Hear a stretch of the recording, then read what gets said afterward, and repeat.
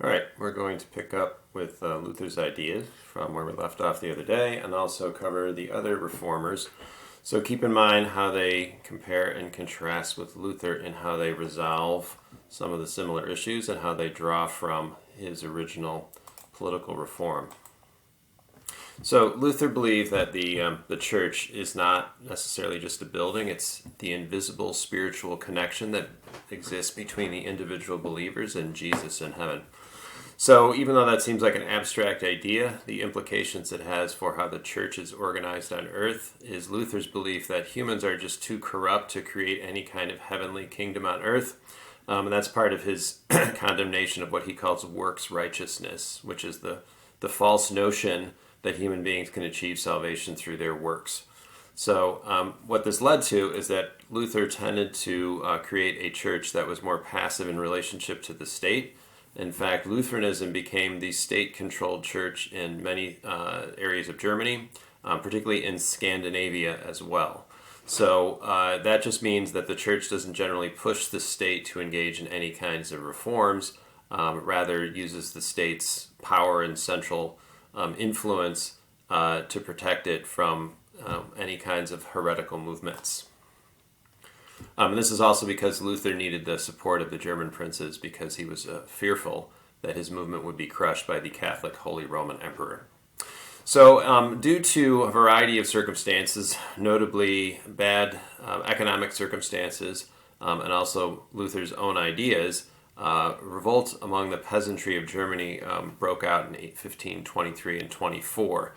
This was actually stoked by more firebrand radical reformers named Andreas Karlstadt, Thomas Munzer, and some of the new Anabaptist preachers. So they basically hoped that these religious reforms would actually yield social and economic reforms. It would improve the lives of the people of the lower classes, mostly because they just believed that Jesus appealed to the poor. So the poor are important and should not be ignored simply because you have a traditional feudal structure.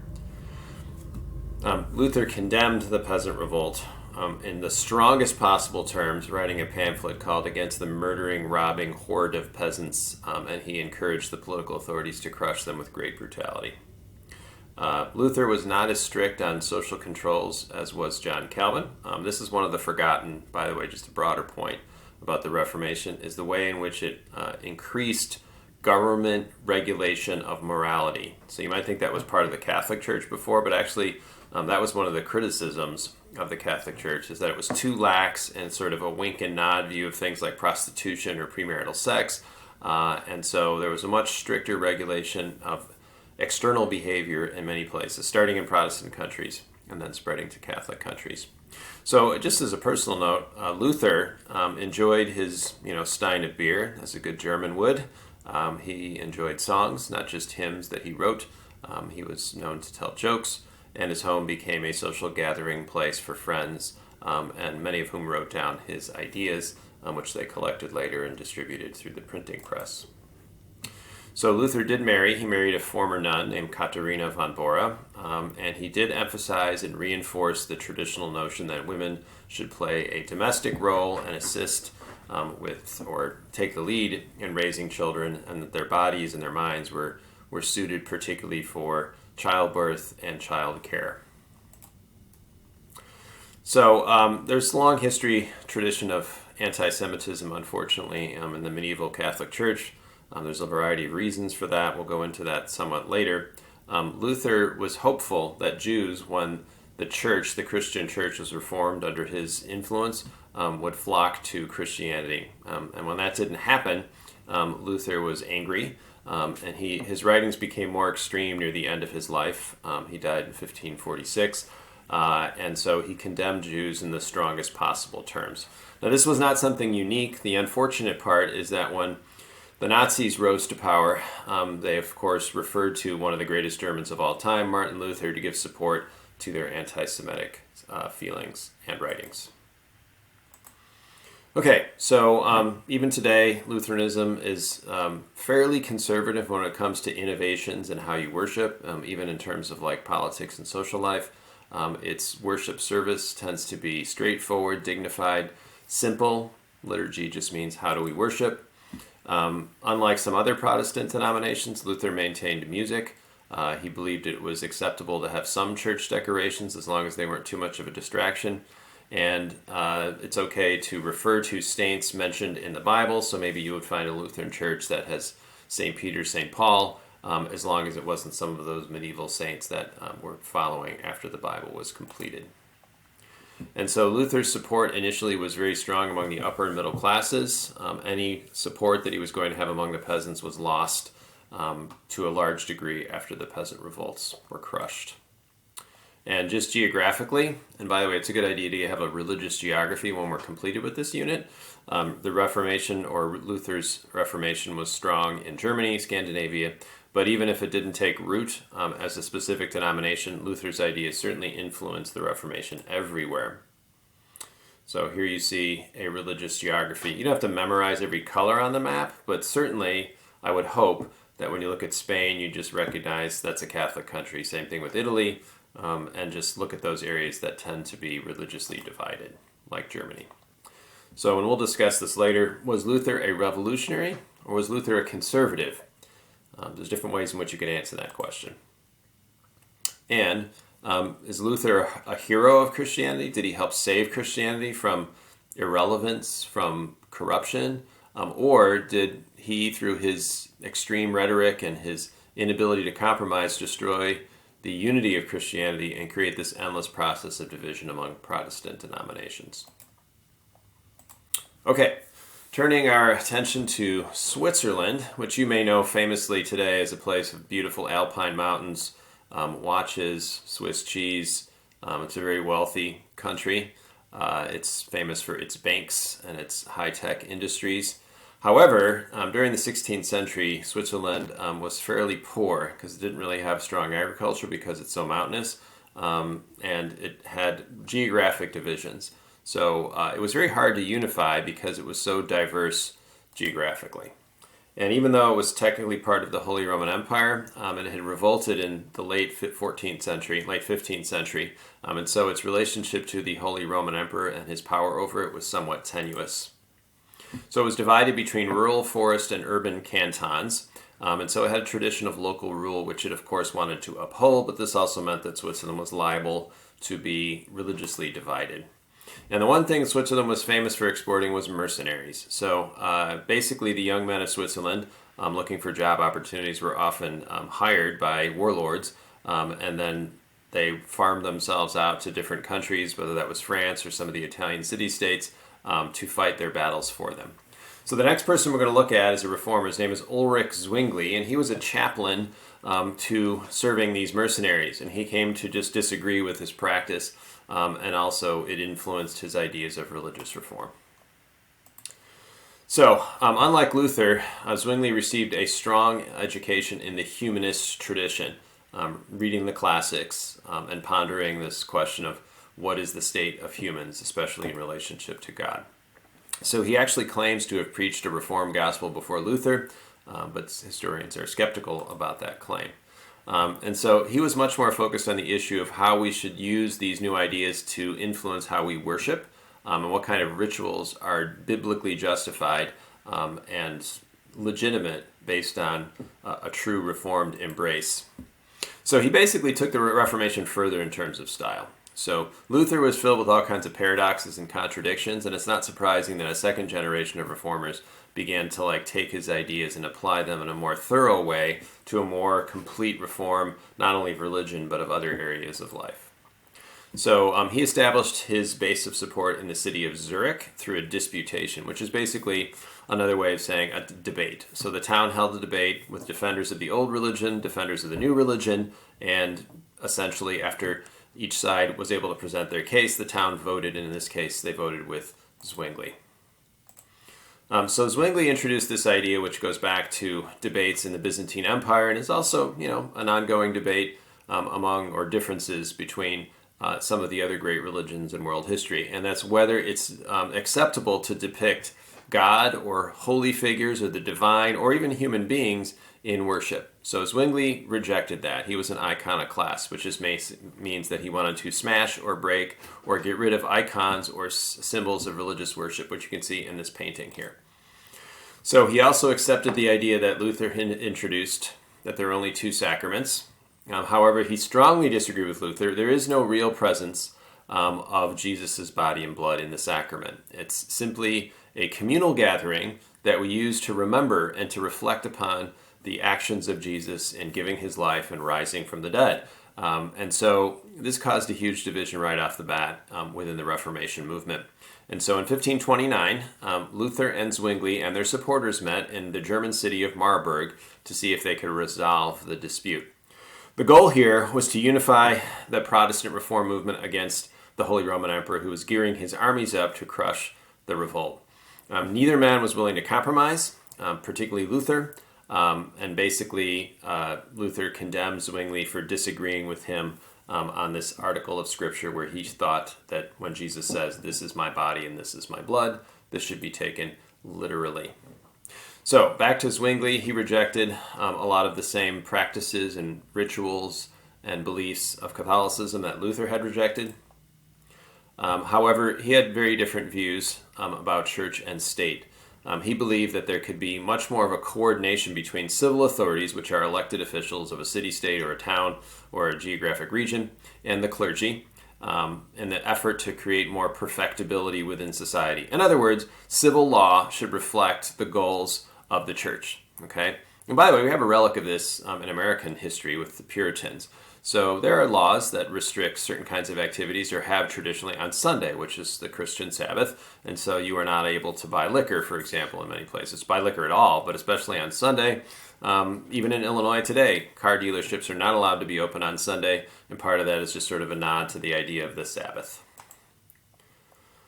Okay, by the way, that picture there is a famous painting by Titian, who is from the Venetian Renaissance of Charles V. That's at the Prado, which is in Madrid. Great museum if you ever get to go to Madrid.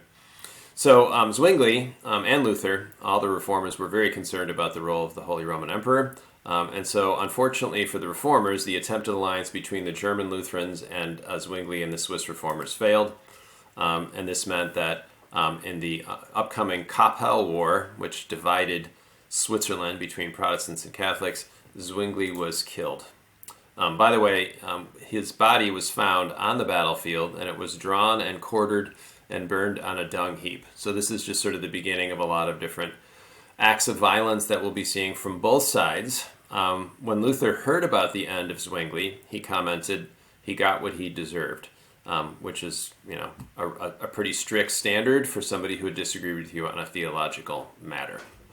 So Zwingli today, you probably don't hear his name much. You don't think of people as being, I'm Zwinglian as their religious belief. But he did have a major impact in pushing the Reformation further to the left, you might say, in terms of its desire to purify worship and morality, and would have a significant influence on subsequent reformers later on, like John Calvin.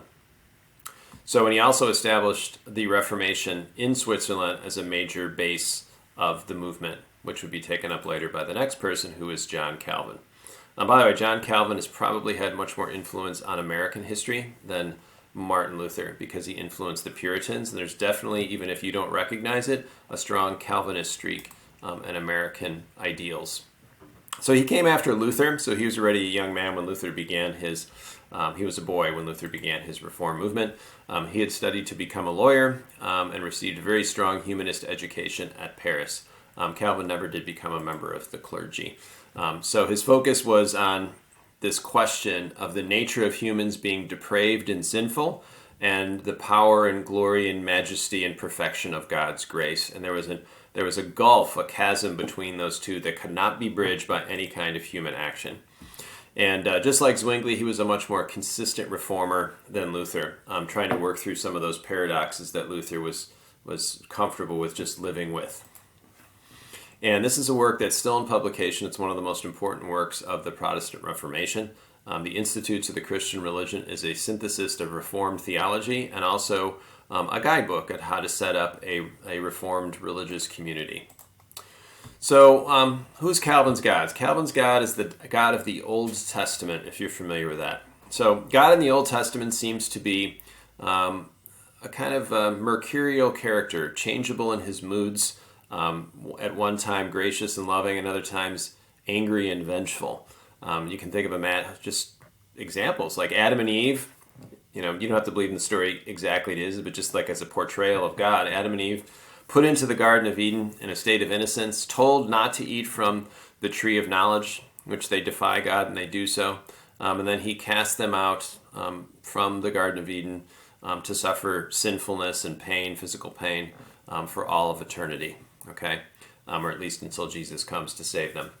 But I mean, just think about that for a minute. What if your parents left out of town and maybe you have a sibling and they baked your favorite dessert, like a just delicious apple pie with the smell of like nutmeg and cinnamon wafting through the kitchen, and they said, "Here's this beautiful pie. Do not eat it while we're gone, or you're in big trouble." And so you try to resist for a while, but then you just can't, especially if your parents are gone for a sufficient amount of time, and you cave and you fall to temptation. You eat the pie. Your parents come home and they're enraged. Not only do they don't just punish you or give you a timeout, they cast you out of the house, never to come back, and tell you can't ever come back home. That seems pretty strict punishment. So basically, Calvin embraces this because he thinks that human beings are just depraved. They're unable to capture any kind of spiritual light or any kind of virtue. They're utterly just incapable without the power and majesty of God.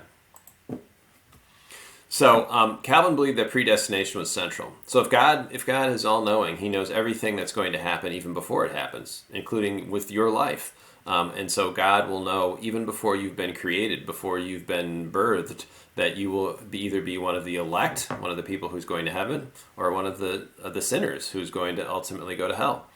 And this is troubling to a lot of people. Why would God choose to create a creature that he knows is going to go to hell? And Calvin's answer is very straightforward. You may not like it. His answer is because it pleases him to do so. So there's an actual synod, which is a meeting of church officials in the Netherlands that decided how this issue works. So there's an acronym called TULIP. So total depravity means human beings are sinful and can achieve no salvation without the graceful interference of God. Unconditional election means that once that God has selected who is going to be saved and who is going to be damned, there's no changing his mind. That writ is in heaven, never to be altered. And limited atonement just means that not everyone is called to be saved. That's just the way it goes. An irresistible grace means that once God's grace is upon you, once you have converted, once you've accepted into your heart the sacrifice of Jesus and embraced it, then you are somebody who's saved. Which leads to the next point, which is perseverance of the saints. So the saints are people, they're not like in the Catholic Church saints, they're just people who are part of the elect, who cannot backslide because it's already been chosen by God that they will be the elect. So these are, when I say tests, this is really just kind of a metaphor. So how do we know that we're one of the saved? Well, if you could describe a conversion experience like Calvin had, a moment or over a period of time where you turned your face away from sinfulness toward grace, if you participated in the church and its life and its sacraments, and if you lived out the gospel. What's the message of Jesus? To live a pious, upright life, not to sin, to take care of your family and your community, to be a person of virtue, to conduct yourself in your business affairs appropriately. That was a pretty good sign. So one of the paradoxes of predestination is the idea that we don't really know whether we're saved or damned. So some people would think that it would lead to a lot of spiritual complacency. Maybe if you tend to be weak-willed and kind of a backslider, and you have to kind of give in to your temptations to whatever it is, sex or food or anger, that you just embrace all of those sins because you feel like I'm one of the damned.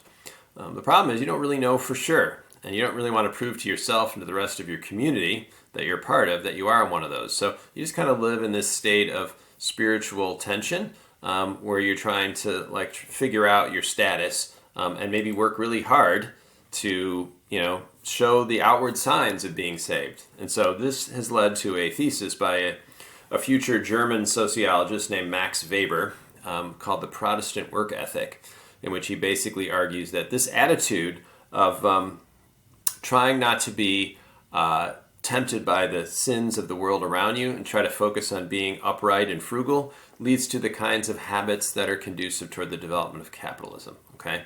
As the Puritans said in the Massachusetts Bay Colony, idle hands make the devil's work. So if you are basically keeping yourself busy, then you are going to not give in to sin and temptation. Okay, so Calvin set up his city of reform in Geneva, Switzerland. Okay, and he wanted to have very strong power in the community to be able to excommunicate those who were causing discord. And however, in 1541, the people of the town, the elders, got tired of his what they perceived dictatorial power, so they kicked him out. However, the community began to fall apart, so he was asked to come back in 1546 and had almost absolute power as the leader of the community. So he was able to create a almost like constitution, not a secular constitution, but a church constitution called the Ecclesiastical Ordinances, which divided the leaders of the church into those who preached the word of God on Sunday, the pastors. The doctors were like serious theologians, kind of like professors of religion, who studied the scriptures. Elders, who were people who did the day-to-day governing and making decisions. And then the deacons were those who administered charity. So let's say if there was a widow in her family, a husband had died, they would make sure that that person was taken care of and her family.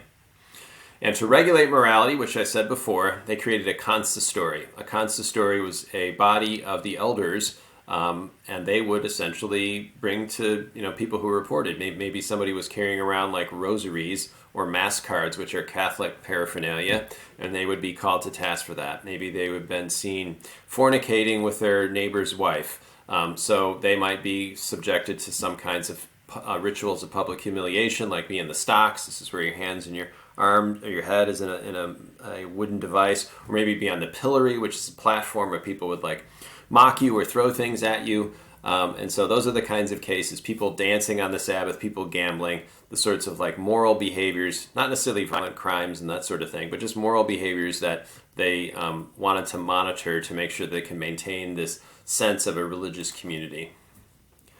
So again, you have a more complex relationship between church and state here. The state is supposed to work with the church to create a godly community. So that doesn't mean the church influences all state laws. It doesn't necessarily mean that it's like deeply involved in things like marriage. It simply just means that the state and the church are not completely separated, nor are they one and the same thing. They're just sort of intermingled toward a common goal, even though they have different areas of interest. All right, so Calvin also created an academy, like a college, to train Reformed preachers, known as the Genevan Academy. So a lot of people flocked to Geneva who wanted to learn the message of Calvinism and then spread it to their own communities. And the focus in terms of the organization of the churches was on individual churches. So Lutheranism maintains some of the hierarchy of Catholicism, but certainly not to the same degree. It certainly didn't recognize a pope. Calvin and Zwingli had much more of an emphasis on individual churches. So today, you may have in your town a congregational church, which is just basically a Calvinist-influenced church, which tends to have a very simple approach toward worship and tends to focus on the tight-knit community of the church itself rather than larger bodies. But these churches also cooperate in what are called synods, sort of like a regional committee where they could talk about issues of mutual concern and form together, particularly if they were being threatened by outside political forces. Okay, so was this an age of religious tolerance? And the answer is no. So just because reformers criticized the Catholic Church and criticized its punishment of heretics doesn't necessarily mean that they also promoted religious tolerance. So a good example is Michael Servetus was a Spanish mystic who denied the Holy Trinity, which is called an anti-Trinitarian. And of course, he didn't want to stay in Spain. That wasn't a good place. So he published books in which he basically portrayed Jesus as a good person, a great teacher, but not somebody who was the Son of God. So he made the mistake of coming to Geneva so that he could debate John Calvin on this issue. Calvin was not interested. He was put into jail, he was questioned, subjected to mild torture, and eventually he was burned at the stake. By the way, when Servetus was being burned at the stake, he looked out and saw John Calvin in the crowd, and he said, "We will continue this conversation later," which I guess is a reference to them meeting in heaven, where Calvin would be looked down upon for punishing a person who rivaled him or questioned his theological ideas. One of the first people killed for their religious beliefs was actually outside of Zurich. It was led by Zwingli and his followers. An Anabaptist named Felix Manz was basically just drowned in the ice-cold river outside of Zurich. So as we're going to see in the religious wars, there's extreme amounts of violence on both sides for not tolerating people who had dissenting religious views.